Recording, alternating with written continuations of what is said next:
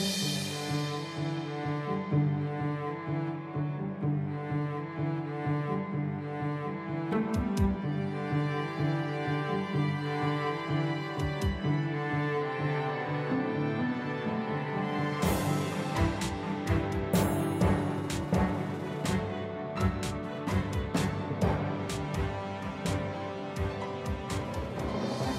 PIB de 2013, apresentado com estardalhaço, anuncia que o agronegócio salvou a economia brasileira.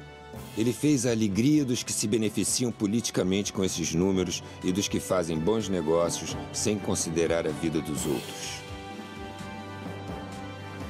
O PIB não considera, por exemplo, as pessoas que contraem todos os tipos de enfermidades, inclusive o câncer. Não considera o custo do tratamento dessas doenças, as vidas que se perdem, a dor das famílias. Para eles só conta o capital. Não se discute qualidade de vida nem a destruição da natureza. Só vale o mundo dos negócios. Eles estão contaminados pelas estatísticas mentirosas que mascaram uma guerra contra a vida. Em 2011, éramos cerca de 20 entidades. Hoje somos muito mais. Um imenso conjunto da sociedade luta contra o veneno que nos mata um pouco a cada dia quando consumimos alimentos contaminados pelos agrotóxicos.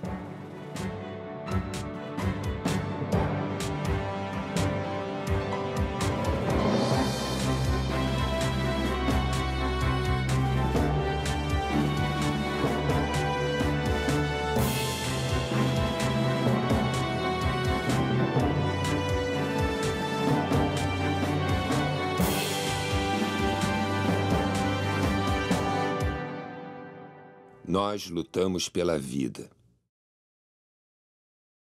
Não há apenas uma forma de conhecimento válido nas sociedades, existem várias formas de conhecimento válido. A ciência moderna, de alguma maneira, obteve um monopólio do conhecimento válido, é esse que é ensinado nas universidades, que é um conhecimento que é importante, obviamente, até porque eu também sou universitário, mas não pode ser de maneira nenhuma o único conhecimento. Para o camponês, a produtividade da terra é uma sequência de ciclos. E é por isso que a terra, que este ano tem soja, ou tem milho, ou tem cana, pode ter, no próximo ano, estar de pousio. Ela está a descansar, nós também precisamos de descansar ao fim de semana, portanto, a terra descansa. E no próximo ano, continua. Portanto, esta é uma lógica de tratamento com a natureza e de relação com a natureza que assenta em conhecimentos ancestrais que devem ser cada vez mais valorizados. O que acontece é que, com a hegemonia política dos grandes latifundiários e dos grandes agroindustriais da frente agroindustrial, com os mídia que são propriedade deles ou financiados por eles, com partidos cujas campanhas são financiados por eles, eles conseguem transformar todo este conhecimento riquíssimo sobre a terra, sobre a água, sobre a atmosfera, em magia, superstição e atraso.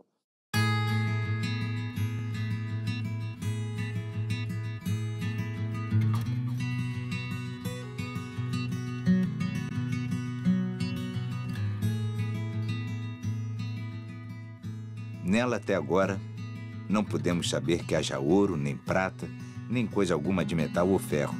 Nem ouvimos. Porém, a terra enche de muitos bons ares, assim frios e temperados. Águas são muitas, infindas, e em tal maneira graciosa que, querendo aproveitar, tacear nela tudo, por bem das águas que tem. Carta a El-Rei Dom Manuel sobre o achamento do Brasil, 1º dia de maio de 1500. Um dos grandes dramas do século XXI será a luta pelo controle da água. Chamada Blue Gold, ouro azul, pelas transnacionais que querem transformá-la em uma commodity a ser negociada nas bolsas de valores. Para a maior parte da população, a água é um bem comum inegociável. Brasil, Venezuela, Peru, Colômbia, Bolívia, Equador, Guiana e Suriname são os 8 países que formam a região amazônica. Eles têm o dever de protegê-la contra a ganância dos especuladores. Nesse cenário de destruição, até a natureza pede socorro.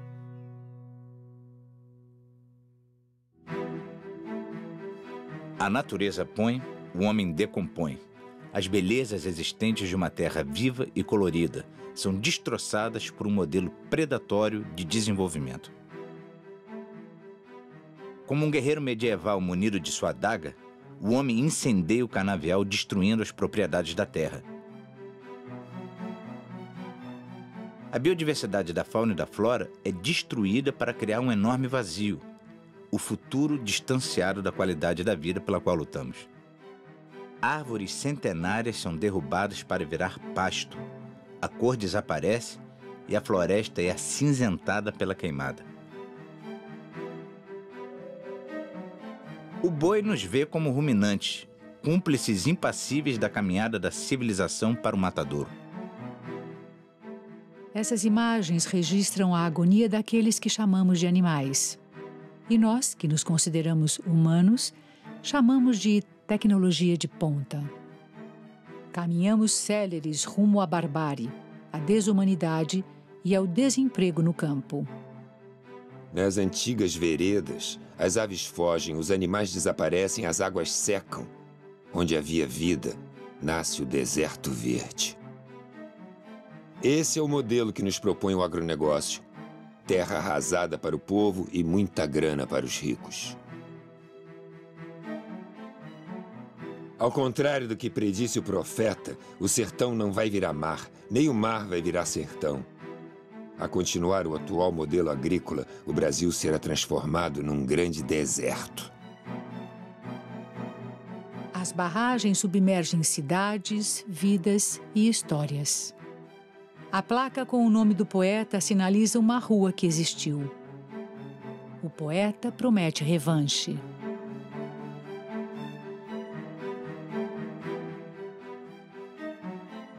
Seus poetas, lá no fundo das águas, vão reconstruí-la, vão reescrevê-la, e ela virá à tona, com limos, com magmas, e nós, homens mortais, vamos arrancá-la das águas, como nasce uma estrela de outra estrela.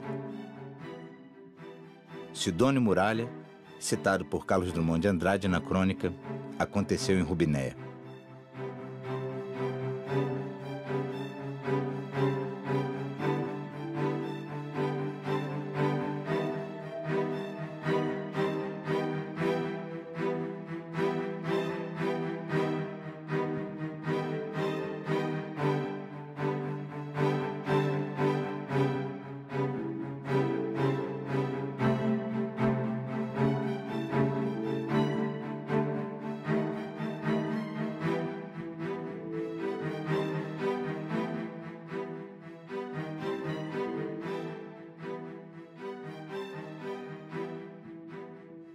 Antigamente, né, na geração anterior que a nossa, as pessoas ficavam com câncer já no final da vida, como que as células iam cansando, era mais fácil elas adoecer. Agora não.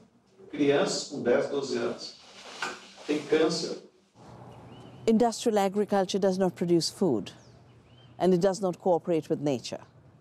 It, in fact, works on the basis of a war against nature. And all the chemicals that were invented for war against man have been moved into agriculture. The pesticides, the herbicides, Agent Orange, chemicals meant to kill people. And it is no wonder that people continue to die.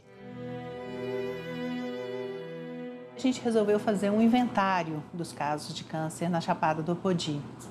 E o padre fez uma apresentação da nossa equipe e falou assim: por favor, levante a mão quem tem algum caso de câncer na família. Cara, foi assim, toim, toim. Sabe que daria uma cena fantástica? Porque quando as pessoas acabaram de levantar o braço, tinha mais da metade da igreja com o braço levantado. Por que esse alto índice de câncer no meio rural, né? Porque em Rondônia o uso de agrotóxico é largamente utilizado, não só pelo agronegócio, né? pelas grandes propriedades, mas também em pequenas propriedades e de forma desproporcional, né? Há um mito de que quanto maior a dosagem acima da recomendado, quer dizer, mais tempo, digamos, ele vai ficar com a roça, né? Com a plantação livre de que eles chamam de pragas, né?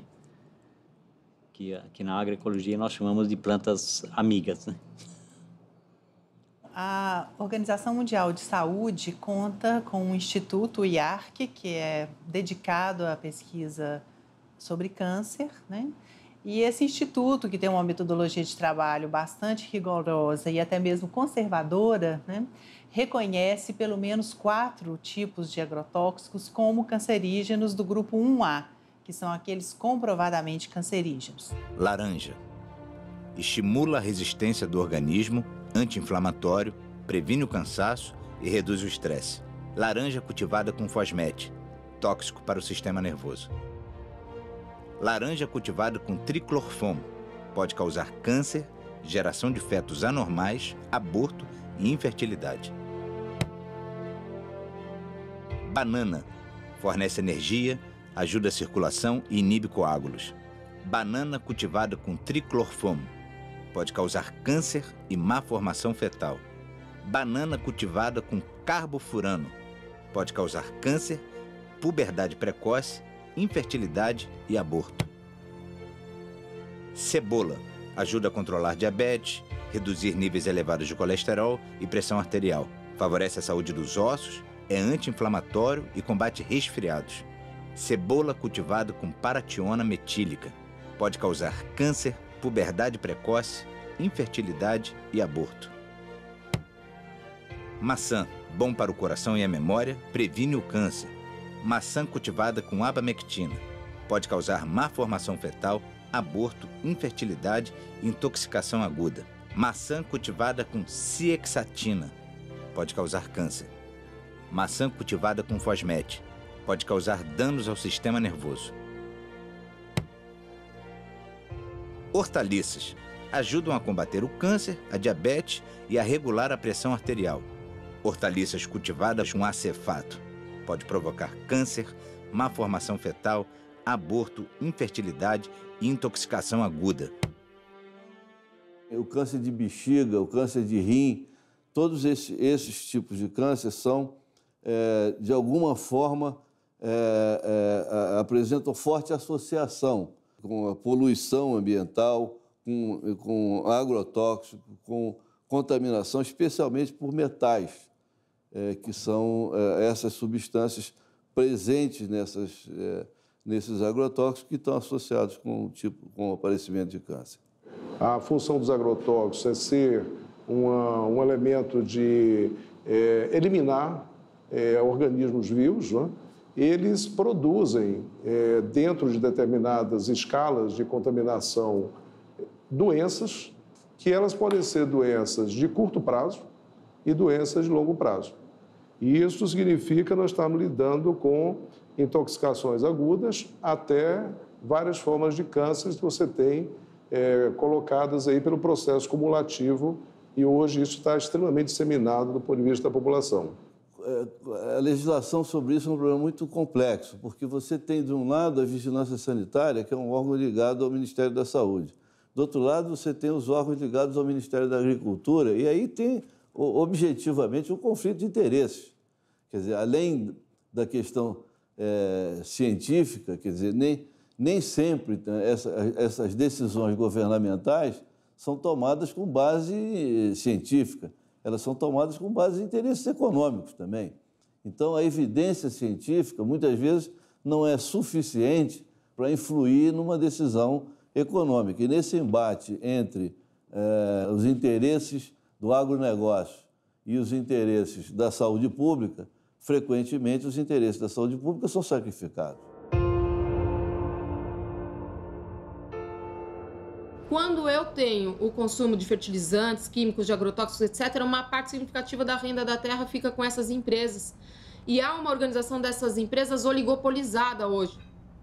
Então, há um controle desse mercado pelo capital internacional, pelo Monsanto, Syngenta, Dow, Bayer, BASF, adquirindo outras empresas menores do setor. No mundo, né? Não só no Brasil, no mundo como um todo.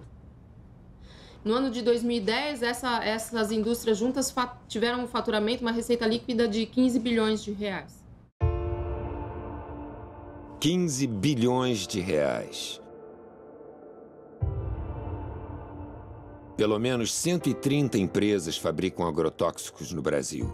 6 delas dominam 68% do mercado.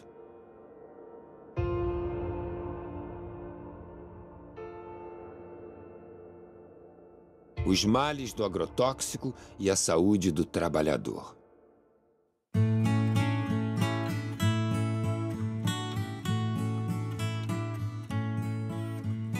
O Vale do Açu hoje é uma das regiões mais que tem a incidência de câncer no estado, né? A pesquisa chegou à conclusão de que os trabalhadores rurais bebem água lá na região de péssima qualidade, né? Em 2 locais foi encontrado água contaminada quimicamente com agrotóxicos. O índice de suicídio é altíssimo, o de câncer, o CA, então assim, é muito alto, né? E antes dessas empresas chegar, nós não sabíamos nem o que era isso. Nas frutas eu usava só a bota e o avental. Não tinha luva e não tinha máscara, então isso jorrava na minha cara. Muitas vezes.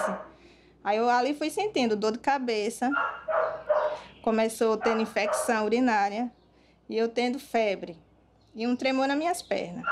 A doutora Fátima, ela diagnosticou isso, que eram os produtos, porque nesse caso não foi só eu, ela atendeu várias pessoas da firma, de onde eu trabalhava lá no Carpes, e por conta dessa descoberta que ela fez, ela foi tirada daqui. Eu comecei a notar que algo estava errado quando eu tive uma incidência muito alta de pessoas com sintomas psicóticos agudos. Aí que eu fui notar que essas pessoas que estavam com esse surto psicótico tinham algo em comum. Todas trabalhavam nas empresas de plantio de banana. Teve gente que ficou que nem louco. Eu fui uma. A dor de cabeça que eu senti era tão forte que eu me joguei na frente de um ônibus. Tirei esse joelho do lugar. Eu fiquei que nem doida, eu entrei em depressão, não queria ver ninguém. Eu rasguei roupa, eu jogava minhas coisas fora. E por conta disso, o engenheiro disse que eu era louca. Mas a minha loucura era as dores que eu estava sentindo. Eles, no set do consultório, eles contavam coisas, entendeu? Inominadas. Muitas vezes eu anotava em prontuário, tem tudo anotado em prontuário. A notícia que eu sei é que esses prontuários estão perdidos. Aqui nós temos uma empresa por nome Del Monte que ela pulveriza. Ela tem um avião que ela sai pulverizando. Ela vai lá para o setor, põe o produto e vem pulverizar aqui na empresa. Aí aqueles produtos ele pode cair na água, que tem um rio próximo. Inclusive, houve muita perca de peixe, de pássaro. A funcionária deles da Belmonte me procurou e me disse que, olha, doutora, a senhora fique certa de que na Belmonte tudo é feito muito legalizado. Nesse mesmo dia, por coincidência, entra um paciente na minha sala chorando, aos prantos, dizendo que tudo que era vivo na casa dele tinha morrido, só restou a mulher e os 2 filhos. Por que aconteceu isso? Ele disse, doutora, é porque eu moro na curva do avião. E quando o avião da empresa faz a curva para despejar o veneno, derrama um pedaço em cima da minha casa. Morreu tudo, não ficou nem sapo. Se você for hoje em qualquer delegacia ou superintendência, agora se chama Superintendência Federal de Agricultura, do Ministério da Agricultura, no Brasil, em nenhuma delas você vai encontrar um ato de fiscalização contra um agricultor que se envenenou. Nenhuma. Se você for no Ministério da Saúde, também não existe. A pergunta é por quê? A questão é ideológica. Se você quiser saber hoje quantos dos cânceres no Brasil têm a ver com agrotóxicos, você não consegue essa resposta nos diferentes sistemas de informação em saúde que a gente tem, né? E se você quiser buscar entre os registros de câncer qual é a ocupação dessas pessoas, você vai ter dificuldade também de encontrar o dado de ocupação, por incrível que isso pareça, né? Então, há toda uma tendência de ocultamento mesmo disso, né? Desses problemas de saúde, eles não aparecem, né? Para cada informação de que houve intoxicação que chega ao Ministério da Saúde ou à Fiocruz, a gente tem 50 casos que não são notificados. O que isso significa, né? Significa, nesse período de 99 a 2009, nesses 11 anos, foram 62 mil intoxicações por agrotóxicos no país, ou 5.600 por ano, ou 15 diárias, ou, se preferirmos, uma a cada 90 minutos. A cada 90 minutos no Brasil alguém é intoxicado.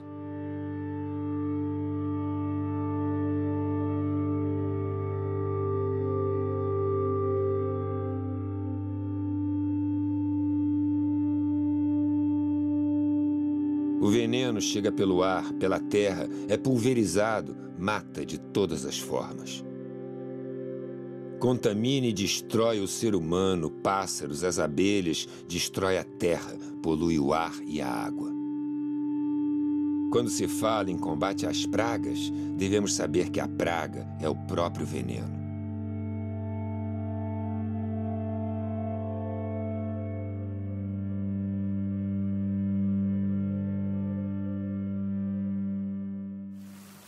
Em 3 de maio de 2013, a Escola Municipal São José do Pontal foi atingida por uma chuva de veneno Engelpleno, da Singenta, lançado sobre lavouras de milho transgênico. A quadra fica a 50 metros da escola. Muitos alunos na quadra, uns 20, 30 alunos na quadra.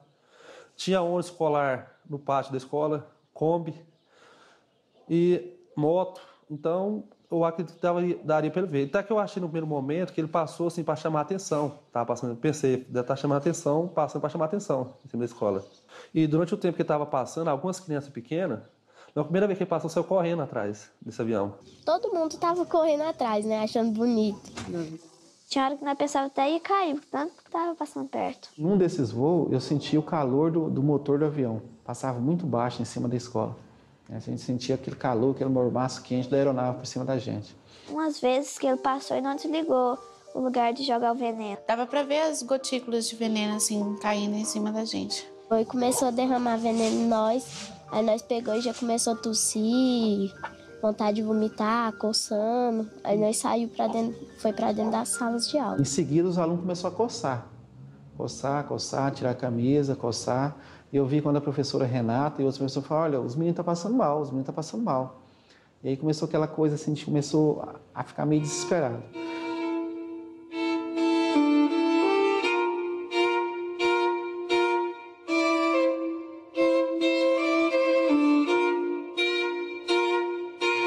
Aí eles ligaram da escola para o SAMU veio de encontro com outro ônibus, que eles colocaram as crianças que estavam passando mal mais que os outros dentro do ônibus e foram de encontro com o SAMU. Quando as viaturas alcançou, o pessoal parou, fechou a estrada, a GO lá, fechou a estrada, e lá mesmo o pessoal do SAMU, bombeiro e ambulância da saúde mesmo que estava indo, começou a fazer atendimento a essas crianças, no meio da estrada lá. As crianças já chegou no hospital com soro, né? Por exemplo, a Luana deu vários desmaios nessa viagem, até mesmo dentro da viatura. Outros já chegaram com oxigênio. Situação assim de pânico mesmo. Senhor Jesus, misericórdia.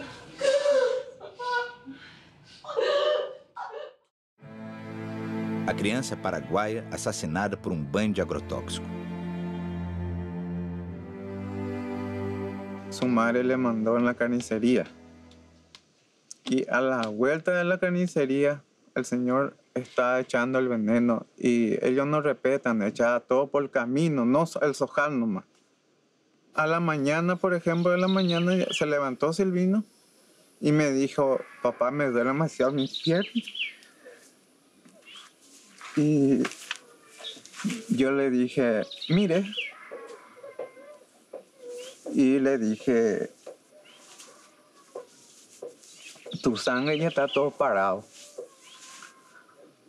Llegó a un hospital o centro de salud y dijo que le dijo el señor, el doctor está intoxicado, totalmente intoxicado. Bueno, y dice que llegó la 1 y para las 3 ya falleció mi hijo.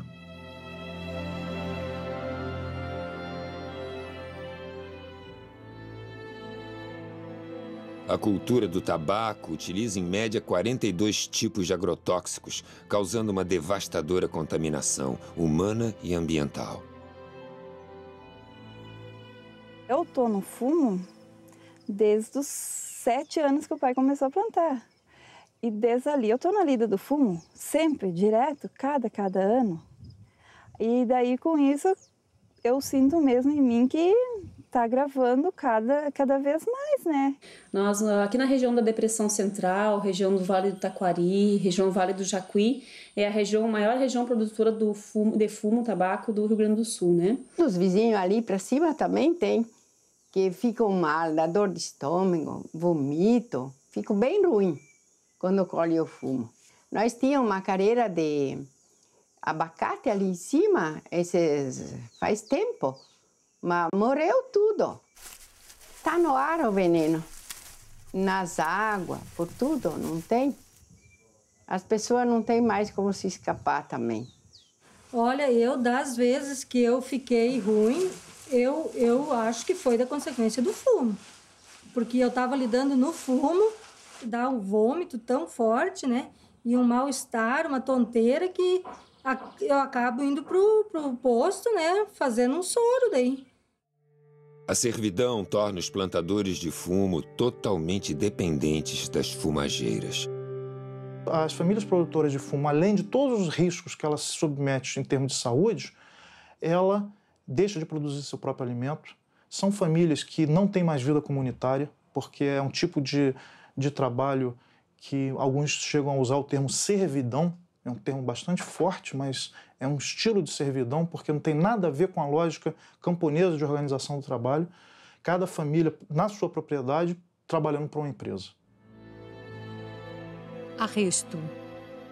Dona Eva da Silva, um caso exemplar.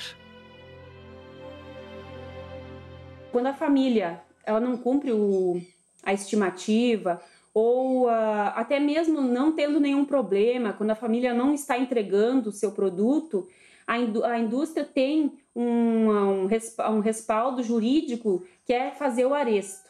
O que é o aresto? O aresto é uma medida judicial que a empresa tem legalidade para fazer, que ela busca junto com o juiz uma autorização para ir lá arestar, buscar do galpão do agricultor para a sua empresa o fumo. Mataram a minha mãe com ordem da justiça. Ela não tinha uma conta. Tá aqui as notas fiscal. Tá aqui os negativos do último ano. 0. Insumo 0. Prestação de forno 0. Tá aqui as notas fiscal. Daí a empresa vai com um respaldo policial, vai oficial de justiça, vai funcionários da brigada, né, policiais acompanhar os funcionários da empresa para ir lá buscar o produto. E a dona Eva, mesmo alegando que não tinha dívida, né, eles, não, nós vamos carregar o teu fumo. E ela disse, não, se vocês carregarem o meu fumo, eu vou me matar. E assim ela fez. Começaram a quebrar a porta do galpão, começaram a carregar. Ela veio atrás da casa, tinha uma parreira com uva, com tanque, pegou uma corda, se enforcou, ficou em pé. E ali ela morreu em pé. Por causa de uma fumageira.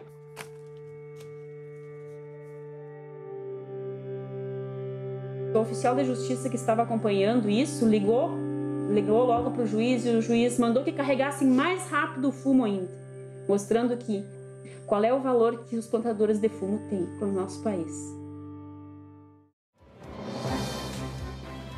Existe uma outra forma de tratar a terra. Existe uma outra qualidade de vida para todos. A campanha permanente contra os agrotóxicos pela vida, na verdade, ela é um instrumento do conjunto da sociedade para poder enfrentar o modelo hegemônico do capital de atuação na agricultura, que é o agronegócio. Uma das tarefas da campanha é explicitar os problemas causados pelos agrotóxicos para que a população possa se posicionar criticamente em relação a esse tema.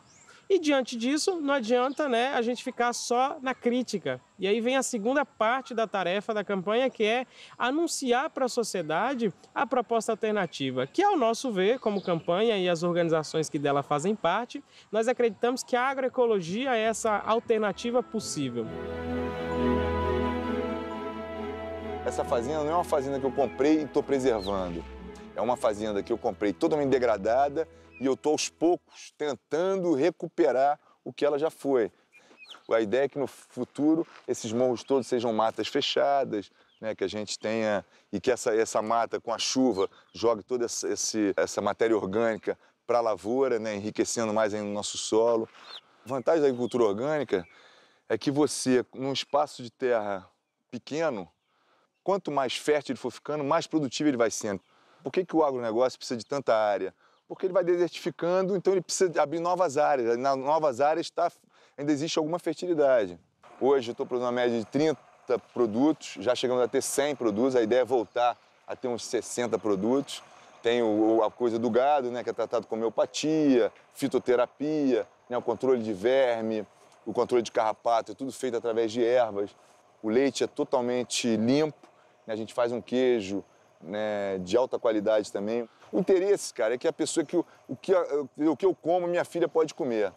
Né? Agora você vai numa fazenda convencional, você não colhe um negócio e dá para sua filha. Chega num produtor de morango e fala, come um morango desse que você está plantando. Eu duvido que o cara coma, não come. O encontro de agricultura orgânica, a gente costuma falar que é o encontro do bem. Ali está todo mundo preocupado com a qualidade do que a gente vai comer. Ninguém está preocupado em se dar bem com o outro, ou ficar mais rico ou menos rico. Eu quero deixar para minha filha alguma coisa que seja preservado, que seja sustentável, que ela possa ter orgulho. Eu estou preservando as minhas águas, eu estou preservando a minha mata, estou preservando meus animais, eu estou preservando a floresta, eu estou preservando nossa saúde.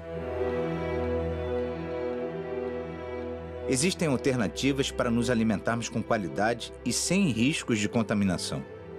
Estes são os orgânicos cultivados em Paracambi, no estado do Rio de Janeiro. Neste sítio onde a cultura é orgânica, os animais não vivem confinados e tudo inspira qualidade de vida.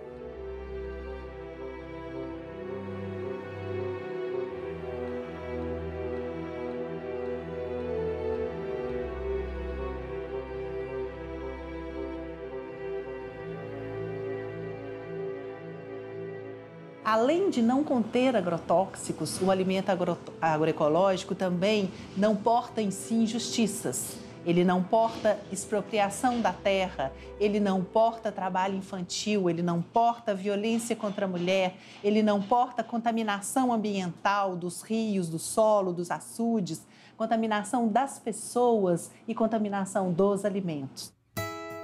Os que ainda aguardam a terra já trabalham com agroecologia.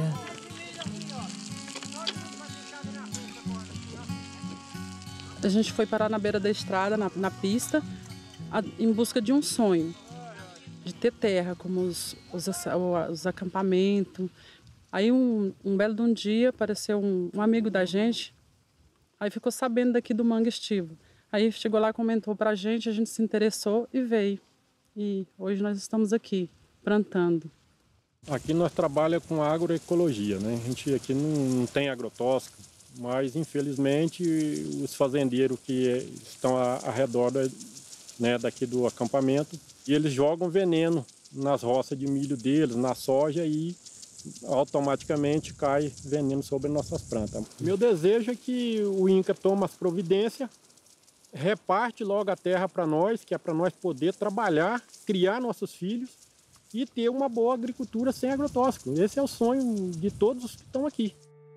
Ao lado da fazenda onde o verde floresce, vemos uma plantação queimada pelo uso de herbicidas e pesticidas. Até as cores esmaecem.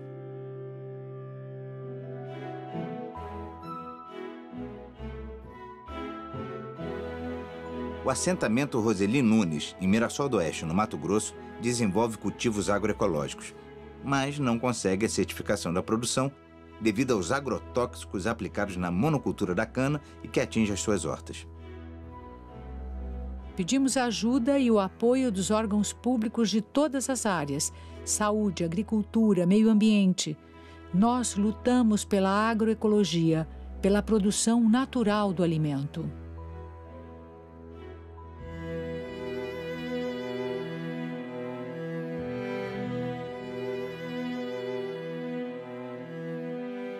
A minhoca é um dos melhores adubos que a natureza conhece. Aprendemos dentro da agroecologia de nós mesmos produzir nosso próprio semente. Então aqui vocês estão numa área de produção de frutas. A gente trabalha com plantas baixas também no meio das fruteiras, né? A gente trabalha com... A hora que acabou a produção, a gente entra com adubo verde, depois incorpora para ter o adubo nas plantas, né? E aí depois a gente volta a plantar abóbora e feijão no meio das fruteiras. Aqui é um biofertilizante, que é um adubo foliar. Ele serve como inseticida, né, que ele tem o NIM, e tem o adubo de gado cru, né, verde. Então ele fica por 20 dias ele dá uma pressão aqui dentro e aí ele acaba para pulverizar ele. Você utiliza aí daí 2 litros desse aqui com 20 litros d'água e acaba pulverizando, para pulverizar e serve como inseticida e como adubo foliar. Aqui é o biofertilizante, que a gente usa na proporção de 1 litro, para 20 litros. A composição dele, esterco de gado fresco, esterco de gado do dia, né? Capim triturado, uma rapadura, 1 litro de leite. Desse aqui, o que eu gosto desse aqui é R$1, que é uma rapadura. Porque o restante a gente tem o leite, tem o esterco, nada de agrotóxico. Você produz no seu próprio propriedade, no seu próprio terreno você produz. A agrofloresta é considerada a melhor das alternativas para garantir a diversidade na agricultura. A agrofloresta é um sistema de agricultura que considera a terra um ser vivo. Todas as vidas dependem dessa vida. Se essa vida aqui está na UTI, onde é que nós estamos que dependemos dela, né? O que a gente come, o que a gente bebe, o ar que a gente respira, a roupa que se veste, tudo depende de como está a terra. Eu trabalho aqui em 1 hectare de terra, cerca de 13 mil quilos de alimento que a gente consegue produzir. É justamente em 1 hectare de terra, né? Além dessa grande diversidade de plantas que existe. Esse sistema de agricultura, a gente aprende tudo com a natureza. Se você começa a observar, você vai ter um monte de coisa, um grande aprendizado. Se você for afastar a folhagem ali e for olhar o solo, você vê uma diferença muito grande daquele solo ali para este solo aqui. Eu recebi esse lote de terra de 15 alqueires de herança do meu avô materno, quando eu tinha 15 anos. E com 15 anos eu comecei a plantar árvores aqui. Naquela ocasião não tinha nenhuma árvore nesse lugar. Então faz 30 anos que eu estou plantando árvores aqui. Quer dizer, se na natureza o que nós encontramos são florestas, então nós vamos ter que fazer agricultura dentro de floresta, né? É isso que é a agrofloresta. E nós vamos ter que, então, respeitar os ciclos de formação da floresta, né, para fazer atividade agrícola. O resultado, ele vai aparecendo, às vezes demora um pouco, tem que ter um pouco de paciência, né? Mas eu cansei de ver insetos que estavam aparentemente gerando um problema ou doenças desaparecerem do nada. Apenas eu continuei fazendo o meu trabalho de enriquecer biologicamente o lugar, aumentar a biodiversidade e trabalhando o solo e a biodiversidade ambiental. Só isso. Há um grau de artesanato na nossa atividade, mas isso não quer dizer que precise ser feito pequenininho só para o autoconsumo. Respeitando esses fundamentos, eu consigo ter uma produtividade igual ou melhor que o melhor agricultor convencional. Eu fico imaginando que boa parte dessas pessoas que estão nesses lotes irregulares, né, de área de risco e tal, eram pessoas que vieram do campo e que era para estar em sítios como o meu, né? Aqui vocês vão ver que todas as áreas têm uma espessa proteção de biomassa, de matéria orgânica no solo. Então toda a chuva ela é retida, absorvida e levada para os reservatórios. Então toda essa chuvarada que está criando desgraça em alguns lugares, para nós só está criando benefício. É até constrangedor falar isso. Mas para nós isso é extremamente importante, porque ela está abastecendo meus mananciais, para que na época da seca eu tenha água reservada.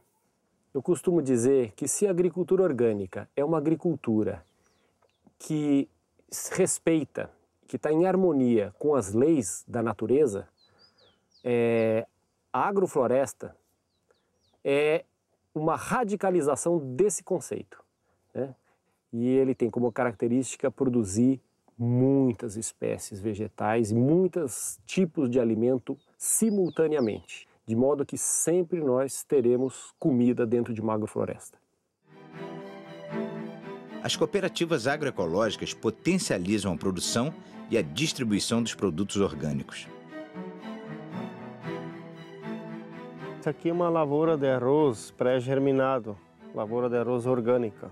Para não contaminar essa nossa lavoura, nós tivemos que erguer uma estrada e deixar crescer essa vegetação, porque do outro lado tem uma lavoura de arroz convencional que usa veneno, passa veneno de avião e interfere, acaba entrando na nossa lavoura de arroz e contaminando o nosso arroz orgânico. A gente controla as ervas daninhas invasoras com a água, com a lâmina d'água.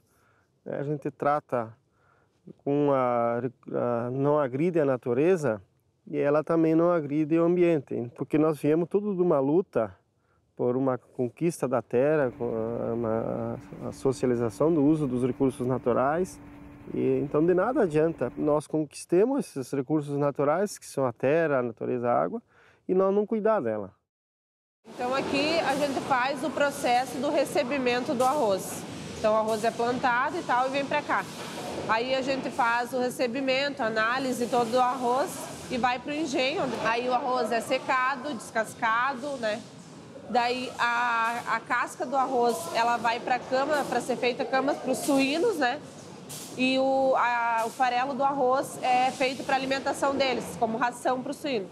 E daí o arroz próprio, né, vem para cá, para a sala da embalagem, onde a gente faz o processo de empacotamento, embala todo o arroz e deixa ele pronto para ir para o mercado.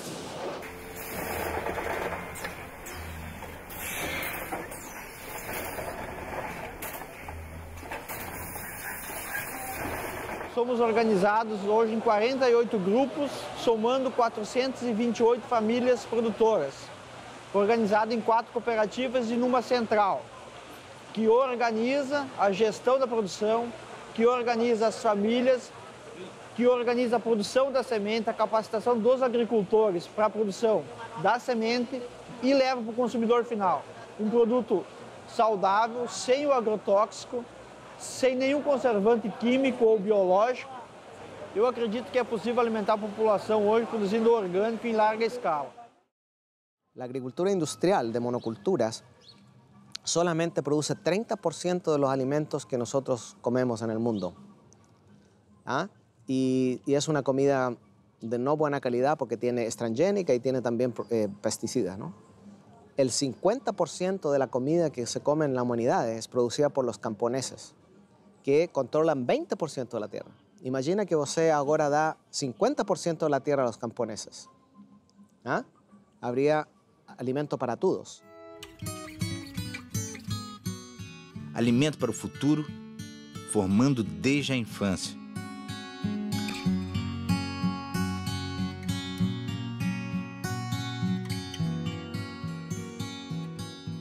A merenda escolar, a gente recebe um recurso, né? E desse recurso a gente tem uma porcentagem que vai comprar da agricultura familiar.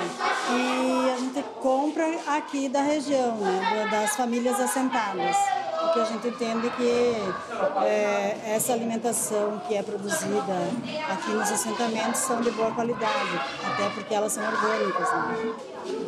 A gente também busca trazer para a realidade dos conteúdos a questão da importância da saúde alternativa, da alimentação saudável, e tem uma oficina especial para a questão da agroecologia, onde a gente também produz a questão da horta, do uso eficiente da água.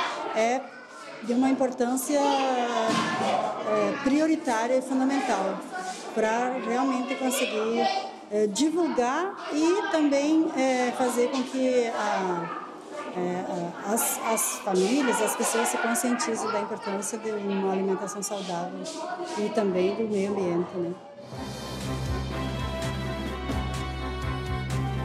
Aproximando o produtor do consumidor.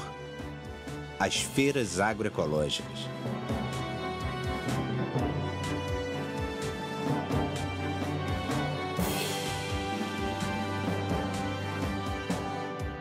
Não dá para você imaginar o avanço da agroecologia sem buscar uma maior aproximação dos agricultores com os consumidores. Isso é fundamental. As experiências agroecológicas, elas avançam mais onde você tem mercados locais que são capazes de absorver essa produção. Então, onde você tem as feiras da roça, as feiras da agricultura familiar, ou as feiras agroecológicas, que felizmente se expandiram no país nos últimos tempos, você tem um estímulo à produção agroecológica. Os agricultores se sentem estimulados a produzir porque sabem que tem os canais de comercialização direta com os consumidores. Eu estou convencido e acredito que tenho elementos suficientes para comprovar isso, e em muitos outros lugares outras pessoas pensam a mesma coisa, em que a única solução para a produção alimentar, quer dizer, e de outras coisas não necessariamente alimentares, outros produtos da agricultura, de forma sustentável vai ser através da agroecologia e em combinação com a agricultura familiar. Ele é capaz de produzir a quantidade necessária de alimentos e outros produtos com preços acessíveis e com uma qualidade de produto que o sistema convencional é incapaz de produzir. Um mito desse mercado que é impossível você produzir barato e orgânico. Isso não é verdade.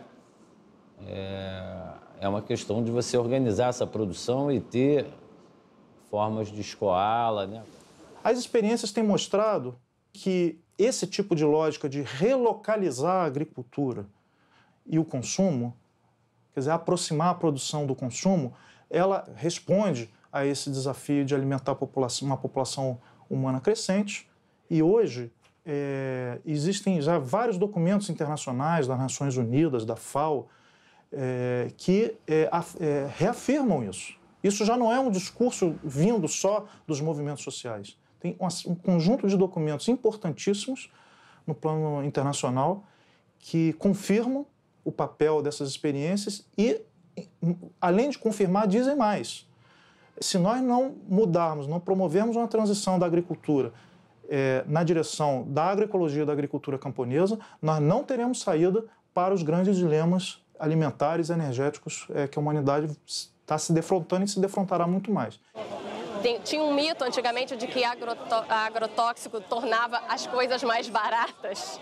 E não é verdade, porque na feira orgânica onde eu vou, eu consigo comprar uma alface no preço que eu compro no supermercado.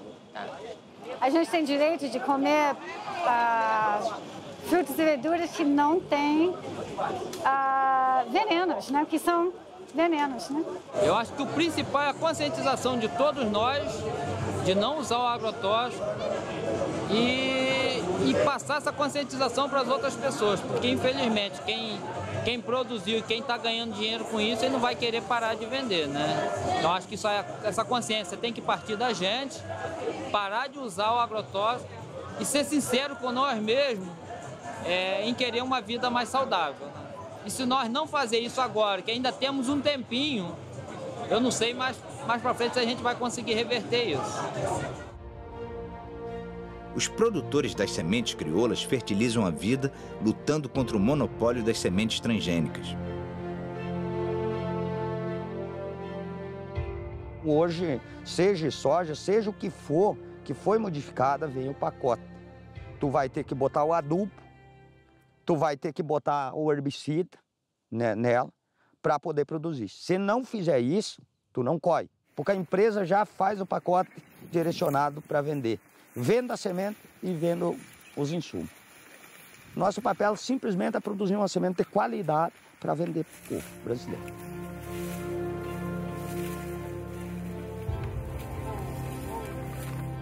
Uma ideia que a gente criou, que a gente produzir e não cobrar muito caro. Porque senão o pobre, aquele está com menos condições financeiras, ele vai acabar comendo veneno igual. Então a gente precisa fazer alguma coisa para contribuir com o pessoal também, né? Essa aqui é a nossa câmera que a gente guarda a semente, né? Aí ela fica armazenada aqui dentro.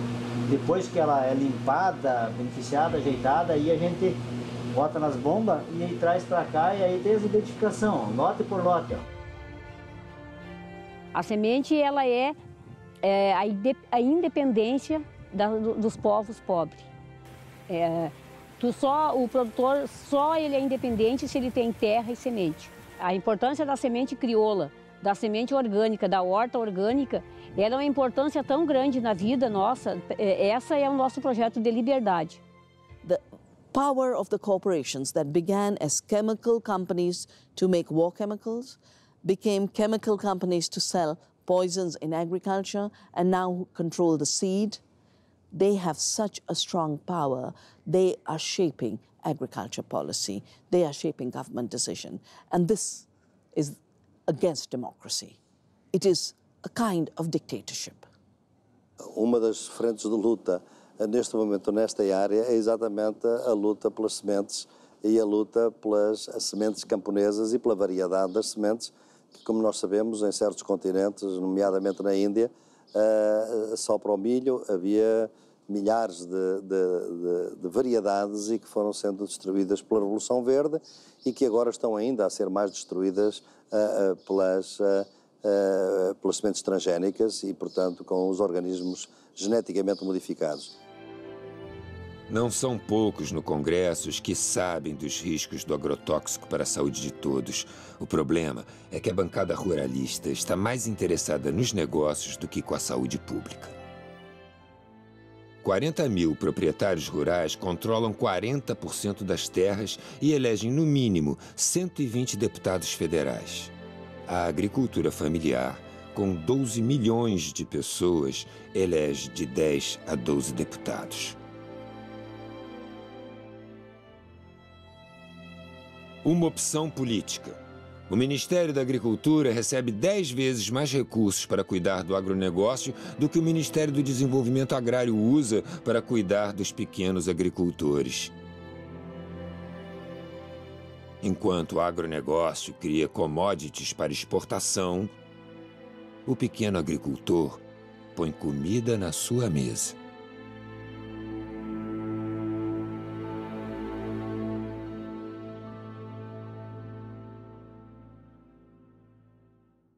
Esse modelo de desenvolvimento, ele acarreta em conflitos. Ele gera conflitos ambientais.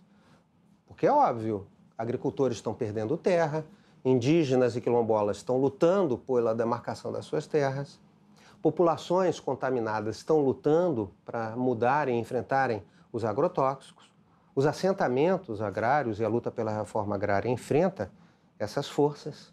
E nesse processo, além da violência direta, que é uma outra questão, né, relacionada aos direitos humanos, que é uma questão de saúde pública, que é extremamente relevante, como esse jogo democrático das resistências e das disputas, eles se dão.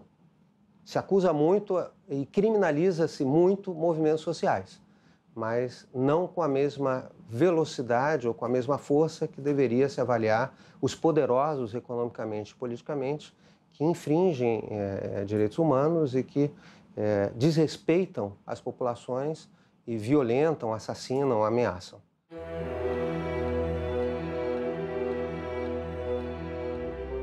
A aldeia gameleira Tapuia Cariri, em São Benedito, na Serra Grande da Ibiapaba, no Ceará, é composta por 130 famílias. A comunidade está na área há 150 anos, é reconhecida como indígena e luta pela demarcação das terras. Antes não precisava de agrotóxicos, porque plantávamos utilizando os nutrientes que a terra nos oferecia. A Mãe Natureza nos oferecia os alimentos necessários e isso foi tirado com a desmatação para plantar hortas. Socorro! Pedimos a todos os órgãos públicos e federais que nos ajudem a acabar com o uso dos agrotóxicos, pois precisamos de ar puro, águas limpas e terras férteis. Nosso maior sonho é ter liberdade e as terras demarcadas. A indústria vende agrotóxicos fatais para as abelhas que polinizam a vida. As abelhas são do bem, produzem mel altamente energético e polinizam os campos, reproduzindo de forma saudável os alimentos que chegam à nossa mesa. O uso do fosfonometil, mais conhecido como glifosato, está presente em cerca de 20 marcas de herbicidas aplicados para eliminar mato. Extermina as abelhas, colocando em risco a reprodução da natureza. Há 3 anos a gente está aqui, a gente começou assim com 3 caixas, que o Padec distribuiu 3 caixas para cada um. Aí conforme vai indo, vai multiplicando, a gente vai multiplicando, vai pegando os enxames. Hoje tem 30 e poucas colmeias, 15 formadas e restante em formação. Aqui o pessoal tem um pensamento de dizer, todo mundo botava fogo antes, né? Aí quem cria abelha não quer fogo, né? Então ajudou muito nessa parte. Essa abelha aqui é conhecida como moça branca, breu, né? É nome popular que o pessoal fala, né? Ela é uma polinizadora muito boa, porque ela vai em quase todas as flores pequenas, assim, da mata. Melipônia é essa abelha indígena que eles falam, né? Abelha sem ferrão. E cada espécie tem, como diz, na natureza tem vários tipos de flor, né? Umas mais compridas, umas mais... Então cada espécie poliniza a flor. Esse aqui é mandaguari. É uma abelha muito boa, o mel dela é muito medicinal para pessoa que tem problema de pulmão.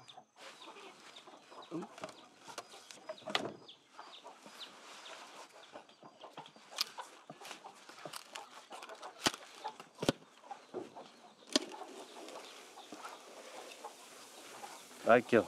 Esse aqui é o filhote, né? Esse aqui são os potinhos de mel e pólen.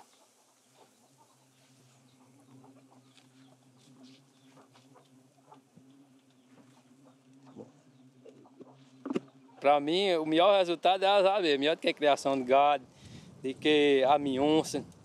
Para mim, eu acho melhor, né? Se cuidar direitinho, sempre dá.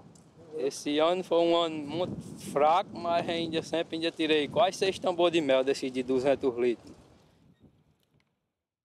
Isso aqui é uma coisa muito importante que valoriza a propriedade da família, do pequeno produtor. Aqui nós estamos se reunindo com várias pessoas de Alta Floresta. Inclusive tem 6 municípios que vão participar da criação de abelhas sem ferrão. Então aqui vai ser a multiplicação das abelhas, aonde que no momento tiver um plantel de 250 caixas de abelhas, aí que vai ser levado para cada propriedade uma quantia de caixas, aonde vai continuar a multiplicação e a produção de mel. Então é uma coisa importante que vai fixar mais o homem do campo para evitar ele voltar para a cidade, né? Cada fileira dessas aqui nós vamos pôr 50 caixas. Tem 5 fileiras, então vai ter 250 colmeias aqui. Então cada família vai levar as suas 5 ou 10 caixas de abelha e vai começar a multiplicação lá e a produção de mel.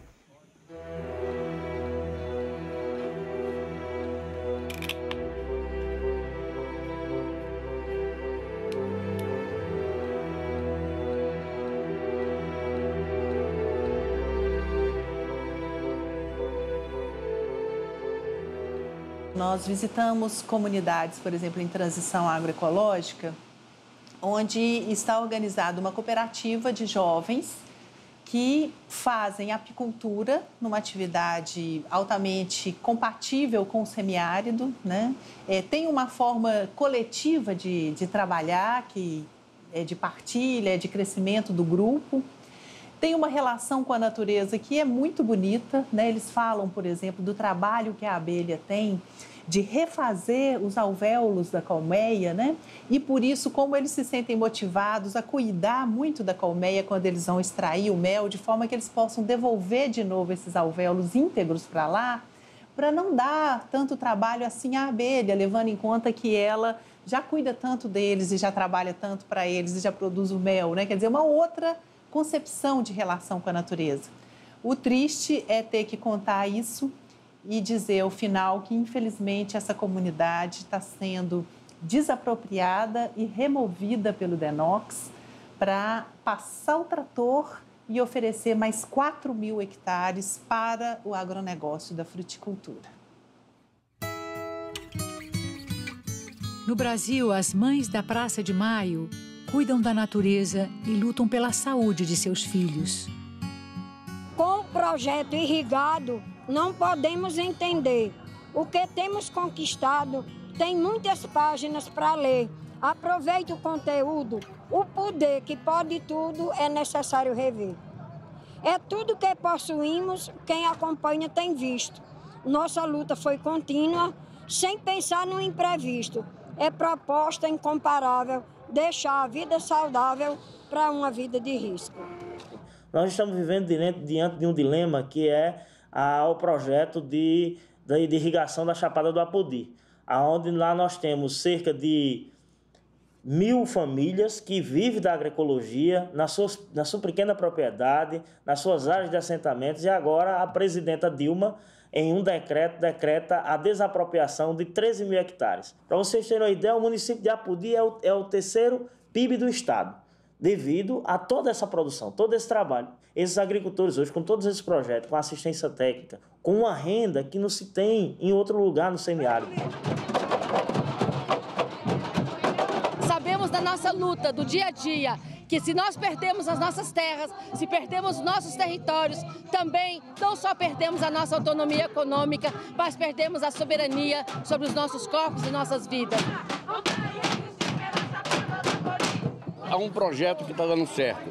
Há pessoas trabalhando e vivendo bem.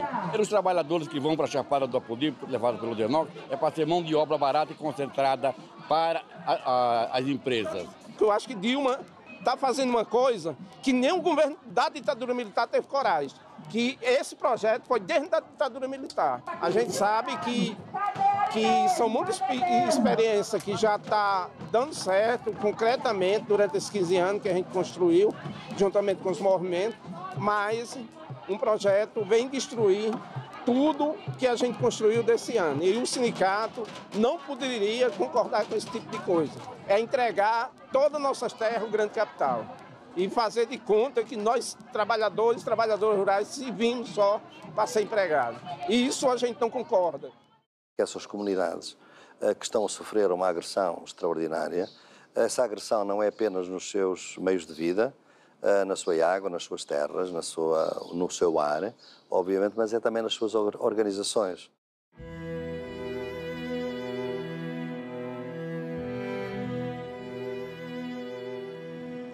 Agroecology is a social movement. Agroecology is a social movement because it re-establishes our relationship with the earth. It brings ecology back into the consciousness of farming. Industrial agriculture makes us blind to the earth and nature's processes.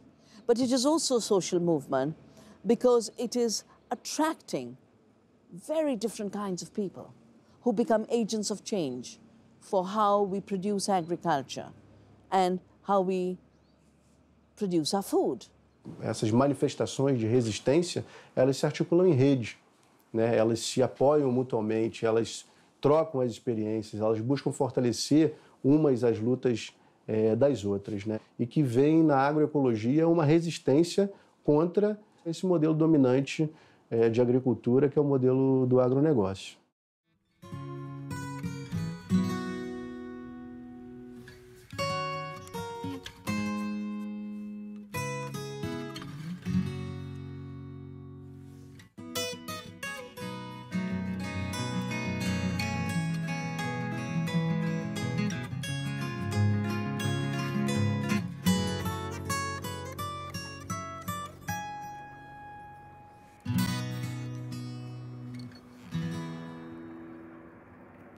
Estou aqui há 53 anos.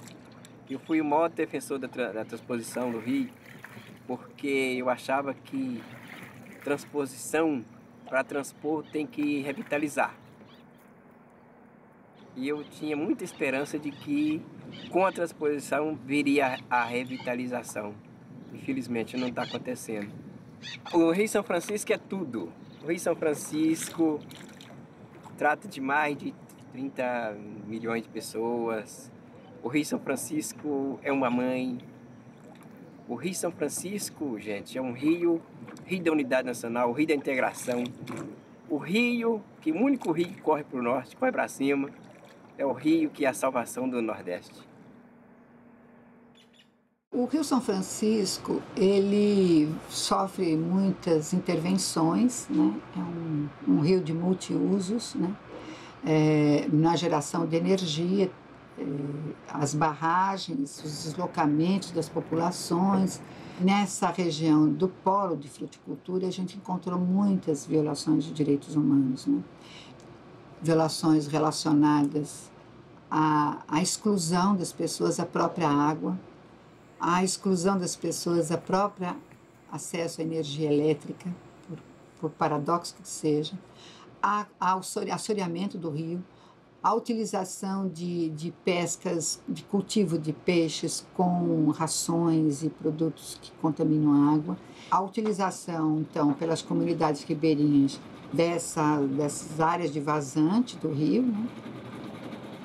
Mas o que mais impacta é a agricultura irrigada. O grosso da água é para a agricultura irrigada, né?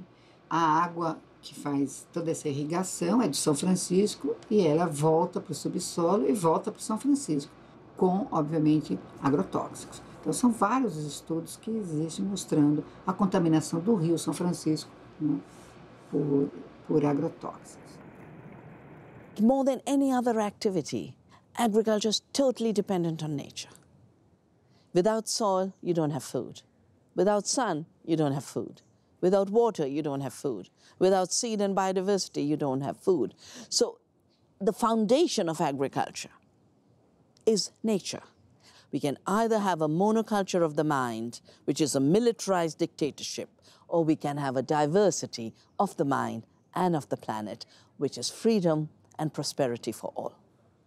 Dependendo dos rumos para onde vai o chamado Complexo Econômico e Social da Saúde, ele já também condiciona e induz um modelo de desenvolvimento mais equânime, inclusivo, socialmente justo, ou um modelo de desenvolvimento perverso, iníquo e que, ao invés de produzir saúde, produz doença.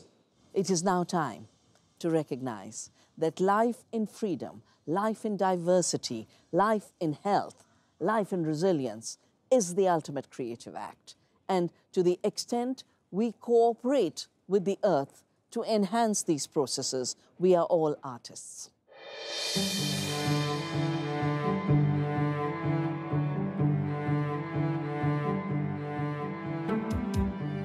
Já se trata de escolher em que mundo a gente quer viver. Se em um mundo de beleza e liberdade ou em um mundo de exploração, doenças e terra arrasada.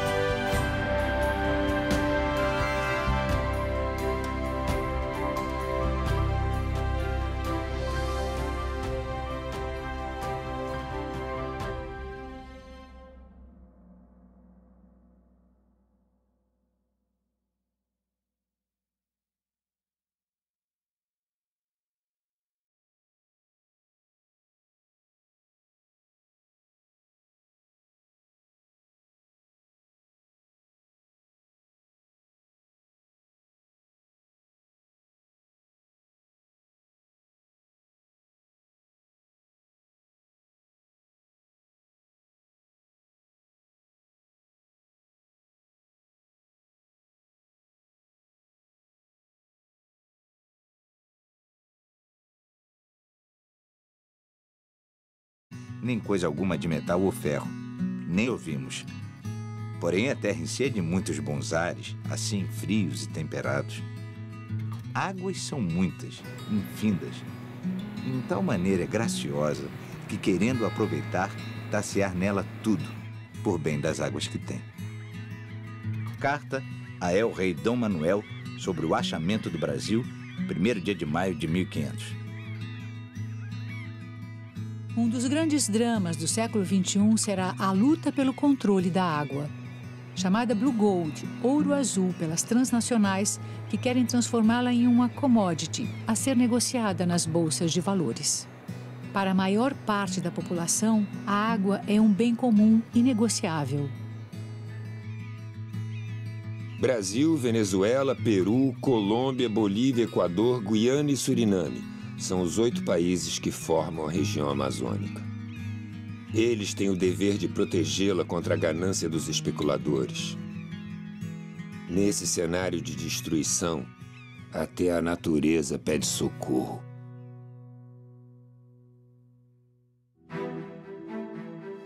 A natureza põe, o homem decompõe.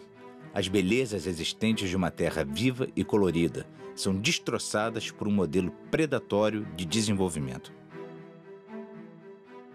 Como um guerreiro medieval munido de sua adaga, o homem incendeia o canavial destruindo as propriedades da terra. A biodiversidade da fauna e da flora é destruída para criar um enorme vazio, o futuro distanciado da qualidade da vida pela qual lutamos.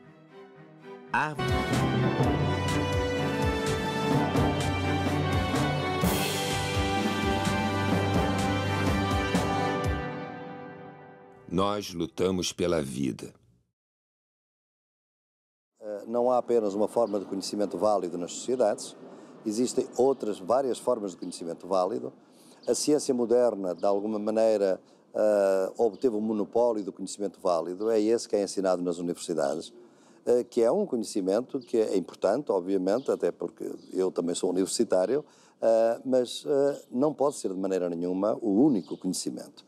Para o camponês, a produtividade da terra é uma sequência de ciclos. E é por isso que a terra que este ano tem soja, ou tem milho, ou tem cana, pode ter no próximo ano estar de pousio.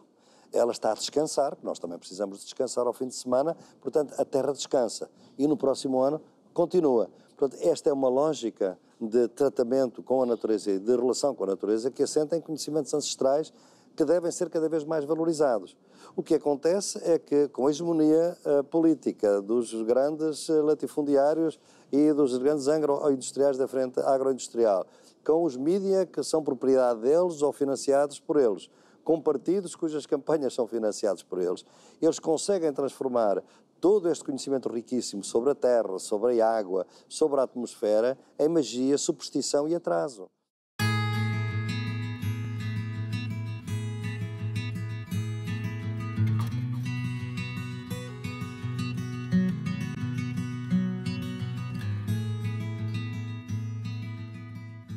Nela, até agora, não podemos saber que haja ouro nem prata. Árvores centenárias são derrubadas para virar pasto. A cor desaparece e a floresta é acinzentada pela queimada. O boi nos vê como ruminantes, cúmplices impassíveis da caminhada da civilização para o matadouro. Essas imagens registram a agonia daqueles que chamamos de animais. E nós, que nos consideramos humanos, chamamos de tecnologia de ponta. Caminhamos céleres rumo à barbárie, à desumanidade e ao desemprego no campo. Nas antigas veredas, as aves fogem, os animais desaparecem, as águas secam. Onde havia vida, nasce o deserto verde. Esse é o modelo que nos propõe o agronegócio. Terra arrasada para o povo e muita grana para os ricos. Ao contrário do que predisse o profeta, o sertão não vai virar mar, nem o mar vai virar sertão. A continuar o atual modelo agrícola, o Brasil será transformado num grande deserto. As barragens submergem cidades, vidas e histórias. A placa com o nome do poeta sinaliza uma rua que existiu. O poeta promete revanche.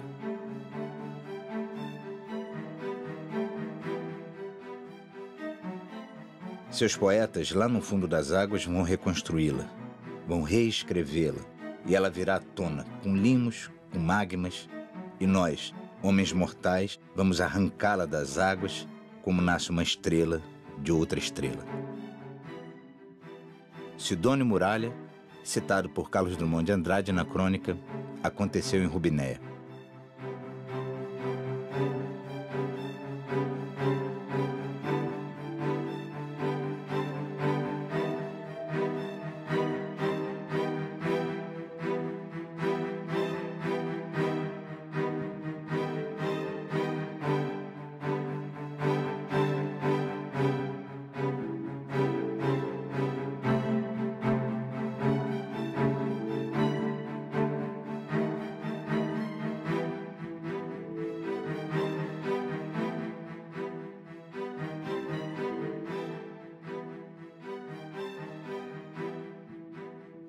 Antigamente, né, a geração anterior que a nossa, as pessoas ficavam com câncer já no final da vida, como que as células iam cansando, era mais fácil elas adoecer. Agora não.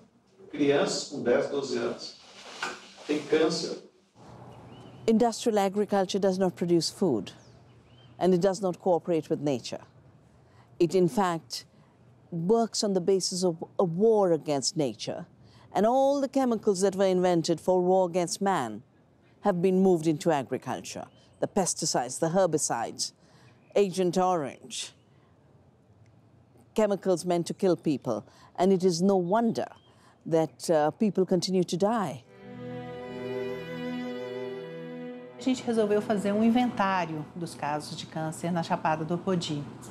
E o padre fez uma apresentação da nossa equipe e falou assim: por favor, levante a mão quem tem algum caso de câncer na família.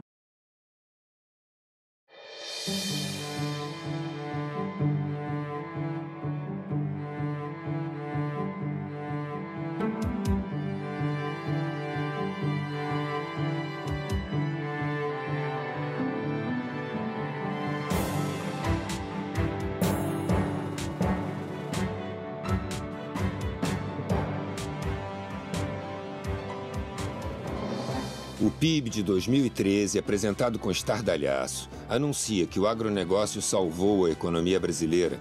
Ele fez a alegria dos que se beneficiam politicamente com esses números e dos que fazem bons negócios sem considerar a vida dos outros. O PIB não considera, por exemplo, as pessoas que contraem todos os tipos de enfermidades, inclusive o câncer. Não considera o custo do tratamento dessas doenças, as vidas que se perdem, a dor das famílias. Para eles, só conta o capital. Não se discute qualidade de vida nem a destruição da natureza. Só vale o mundo dos negócios. Eles estão contaminados pelas estatísticas mentirosas que mascaram uma guerra contra a vida. Em 2011, éramos cerca de 20 entidades. Hoje somos muito mais. Um imenso conjunto da sociedade luta contra o veneno que nos mata um pouco a cada dia quando consumimos alimentos contaminados pelos agrotóxicos.